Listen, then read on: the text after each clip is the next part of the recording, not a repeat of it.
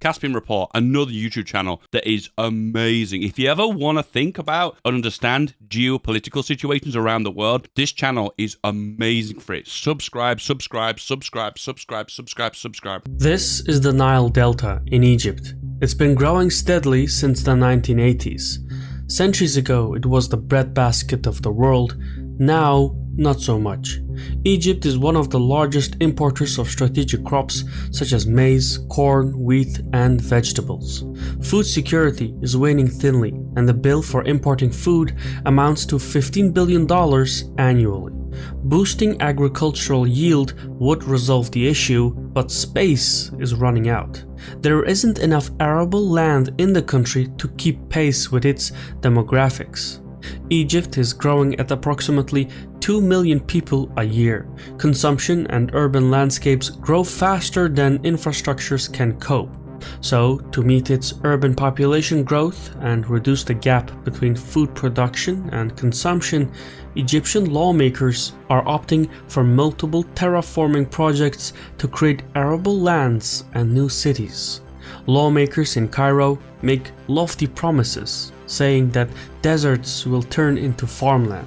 But just how feasible is this plan? Because an ambition without a plan might as well be a prayer. This blows my mind that this has even been thinked about. Here's a little thought here. Typically, certain land was fought over due to its raw resources or its strategic value. For instance, Ukraine at the moment. Ukraine is like one of the leading exporters of wheat in the world. It's like one of the most arable lands, or it was one of the most arable lands in the whole of the Soviet Union. So there could be strategic value to the land, which you could grow things on. But the idea, just the concept, the idea that you could change the land, so therefore it has more material value, that changes like the dynamics, because for instance, you would conquer for those resources, they would have value for your country. There might be a reason why you want to expand your borders, but the idea that you could change land, I suppose in a way, it defeats the purpose of territorial expansion, unless you want to increase approval ratings. Looking at you, Russia. Less than 3% of its landmass is habitable.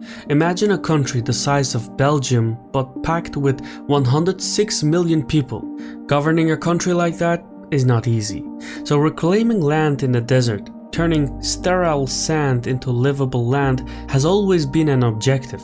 Doing so would allow the state to redistribute its population over a larger environment and ease pressure on its urban areas. Now, sitting President El-Sisi has ordered to revive the project. Hang on a second. Why are you dressed in military uniform? Junta much? More than $400 million has been set aside to kickstart the terraforming project. Situated at around 225 kilometers to the southwest of Aswan, the Toshka project looks to link several large oases in the western desert.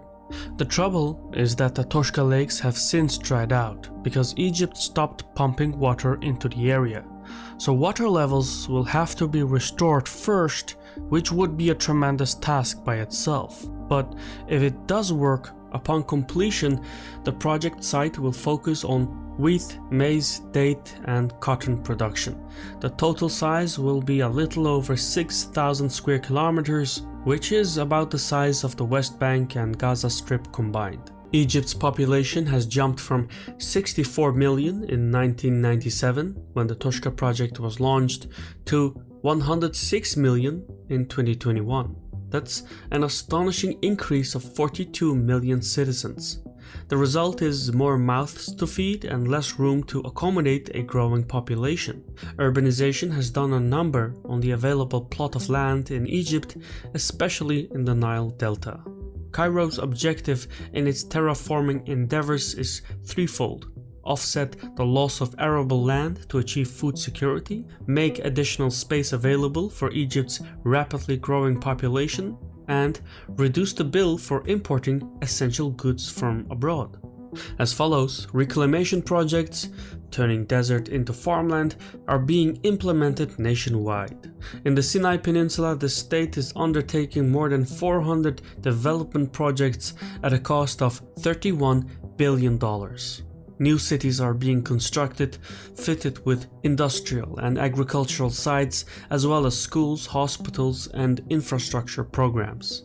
The ultimate goal is to reclaim terrain and encourage millions of citizens to settle there. However, the crown jewel in these mega projects is the new delta. Situated in the northwest near the Nile Delta, the plan is to create a new delta plane that goes through the El Daba axis at the cost of $19 billion.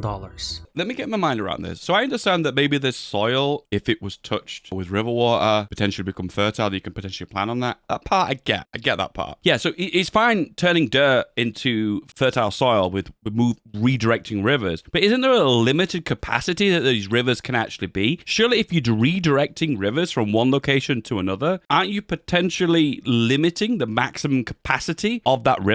You know, like similar in the Soviet Union when they redirected the lakes in the Central Asian region. It dried up a bunch of lakes. Maybe the technology back then wasn't as advanced, I accept that, but I don't fully understand this concept. Do rivers just naturally always hit capacity? That can't be right. Surely if you're pulling water away from a river, there'll be less overall water. Surely if they're using this project down here and the new Nile Delta, should the Nile Delta, the primary one, should have less capacity, shouldn't it? The Nile Delta would boost agricultural yield by 30%, strengthening Egypt's food security. Though everything up until this point sounds lovely, the ambition to turn the desert into farmland will not be easy. It will require a fortune. Yet more troubling than finances is the availability of water. Egypt's annual water supply stands at roughly 60 billion cubic meters, which includes 55.5 billion cubic meters from the Nile River. The government has poured billions into water treatment, seawater desalination plants, and modern irrigation technology to make up for water shortage. But even so, much of Egypt's water supply is threatened by Ethiopia's construction of a massive dam on the Nile. That means Cairo has no water to spare for agricultural expansion. As it stands, the only way to expand its arable land, the only way to make its reclamation projects happen, is to use treated wastewater or other untraditional sources of water. Even more alarming, the Egyptian army has taken the lead on all these mega projects. As the most organized government body in Egypt, the army is entrusted with nearly every macroeconomic project. It is woven into almost every segment of the Egyptian economy. It's speculated that about 30% of Egypt's GDP is controlled by the army, but some estimates put it as high as 60%. The army has officers placed throughout the state apparatus and uses that authority to assign contracts to senior officers legally. What this means is that corruption is hardwired into the economy. This reminds me of Myanmar, Burma. Wasn't it like a third of the nation's MPs, members of parliament, Senate seats, whatever, held by the army? Feels at the minute because so much economic power is on the hands of the military. I feel like they have literally control of the whole country. Being a hierarchy, someone atop the chain of command gives the order to build a new city in the sand somewhere, and that's what happens. Okay, a very ambitious idea I'm going to propose right now. This is just a random thought that's hopped into my head. If the entirety of the world were to disband their military, remember, this is a hypothetical, I'm not proposing a utopia, calm your titties. If the whole entire world were to disband their armies, that extra economic output, extra investment that was put directly towards the military, would that have a net benefit to the world? I mean, sure, that money would be invested into something else and that would have overall economic activity, but you're missing on the technological breakthroughs that you would get by investing money directly into the military. Do you know what? This is actually a really good argument for the military because the military has had massive technological breakthroughs in the last 100 years by massive amount of investment into the military. This is a pro-military argument. I actually think with this thought process I'm going through right now, I think I'm actually for big budgets for militaries, just for the sole purpose of the side effect of the technological breakthroughs that could come from that. Wow. I thought I would lean towards the pacifization of the world, but I actually lean a little bit more towards military investment. I understand there's a certain amount of money you can put towards something where it becomes the maximum that institution can take and invest skillfully till it just goes over that amount and it just becomes excess and it just gets bundled into bureaucracy and whatnot. I understand that mechanic. I get that part. I'm just running with a single thought experiment. Pacifization of the world for the idea that that money could be used somewhere elsewhere to benefit humanity. The final result is mixed. Some projects do succeed, but plenty go bust. Egypt is currently taking out massive loans to finance these projects, and the fundings that go into the army are never returned to civilian agencies. Military officers run the government's main audit agency. They're in charge of assigning contracts and investigating fraud. The convenient thing is that the army is exempted from investigations, so there's no way to check or measure to what degree the army is engaged in these terraforming projects. By any means, Egypt tends to make history again and again. El-Sisi's flagship projects aim to give him legitimacy, to promote his government as the sole agency capable of saving Egypt, offsetting his increasingly authoritarian rule. His mega projects are one of the few saving graces for the state. Yet, when plunder becomes a way of life for a group of people in a society, over time they create for themselves a legal system that recognizes it and a moral code that glorifies it. I'm just kind of curious about the actual amount of population that lives in these remote regions. Because these are the areas that want to be developed, don't they? This is it. This is what he was talking about, right? Oh, they even drew them as checkered lines as well. Wow.